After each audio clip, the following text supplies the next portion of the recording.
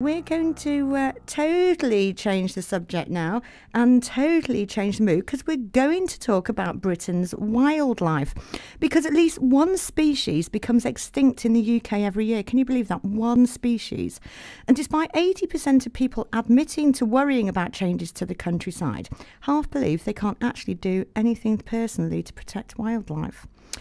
There are only 140,000 red squirrels left wild throughout small pockets of the UK. So today sees the launch of a new campaign, which is supported by Prince Charles, to help save one of our most loved icons.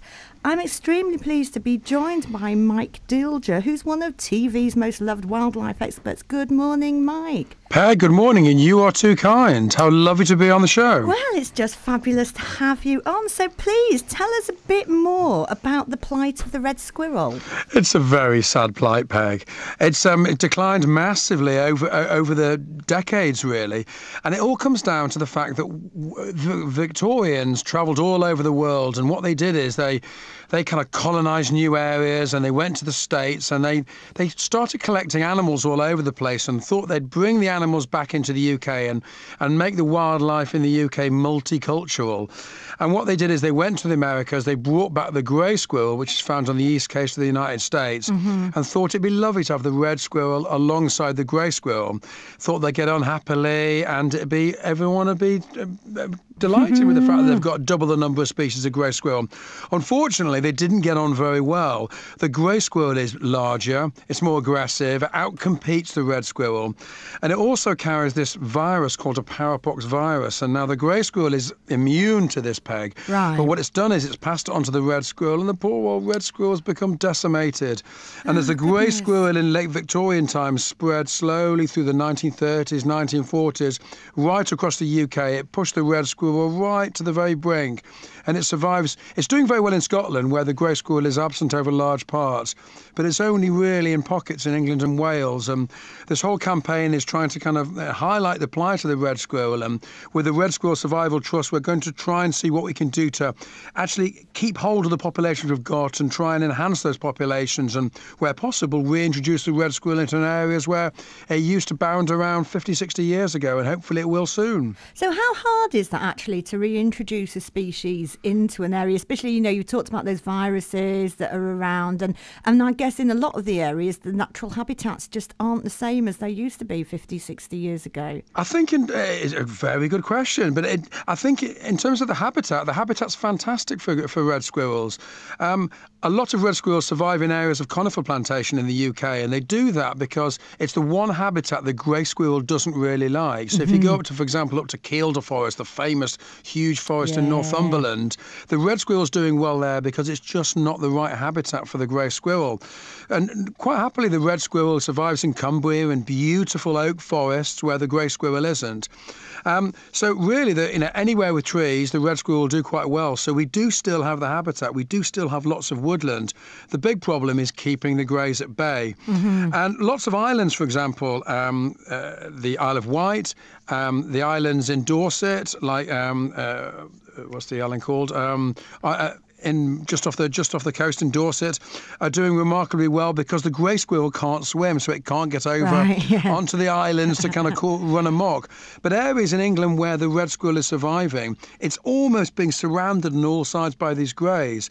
And what the Red Squirrel Survival Trust and this campaign are trying to do is they're trying to create these buffer zones around areas which are pure red. And that involves actually culling and taking out and removing the grey squirrels from that area. So basically, you've got a halo, effectively, around a red squirrel enclave where the greys can't get in there and cause these problems.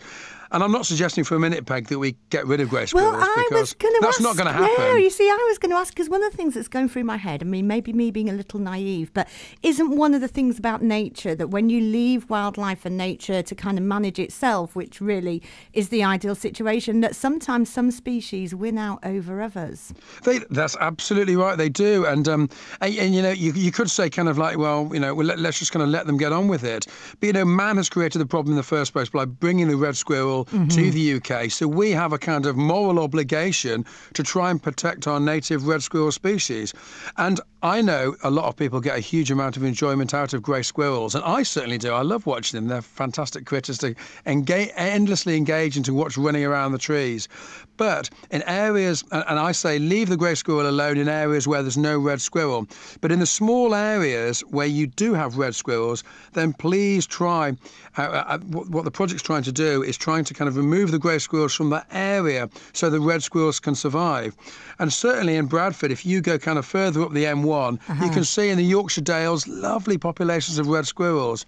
And that's because at the moment the grey squirrels are being kept at bay, and all we're trying to do is ensure that the grey squirrels stay in the other areas. They're welcome to help themselves to the peanuts in people's back gardens where you don't have red squirrels. But where you do, the red squirrels really need to be controlled. And actually, I did once on the way back I was at a festival in Inverness, and the people I was with said, let's go and have breakfast in this place just near Aviemore, actually. And we went there specifically because it's a cafe that's surrounded by red squirrels, and they were fabulous.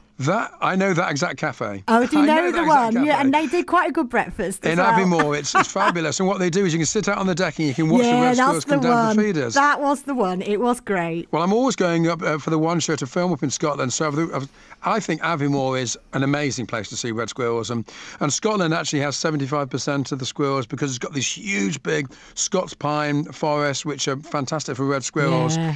But really, Scotland's just fantastic, isn't it? Full stop. It's just an amazing country. There's so much wildlife going on there. But I think the kind of people of Bradford, the people of Yorkshire, should be kind of like rightly proud of the fact that squirrels are hanging on in there in Yorkshire. And it's down to the kind of, the Red Squirrel Survival Trust to kind of ensure that they survive for the next generation and the generation after that. And what we'd like to try and get the people of BCB Radio Bradford to do... Absolutely. Tell us what we can do and what our listeners can do to help. Well, it's quite straightforward, Peg. You can go onto the eatnatural.co.uk website. Everyone knows the cereal bars. They're putting up quite a lot of kind of throwing their support behind the campaign to save the red squirrels. There you can find out loads of red squirrel crazy facts. You can actually see red squirrels live minute by minute on their red squirrel cam, hopping around feeding on peanuts from a feeder in Anglesey. And also as well, you can become a Red Squirrel Survival Trust friend. You can join via the website. You can buy a cuddly red squirrel because a red squirrel toy can help survive, can help protect the red squirrel in its native habitat in Yorkshire. And hopefully, enough people get behind this campaign to protect the red squirrel, then hopefully one of our most loved animals and one of our most precious icons will survive well into the 21st and I suppose 22nd century. Well, that is absolutely brilliant. So people go to eatnatural.co.uk, find out more there, and through that you can also join up the Red Squirrel Survival Trust and become a friend of them. Mike, thank you so much for giving us your time and joining us here.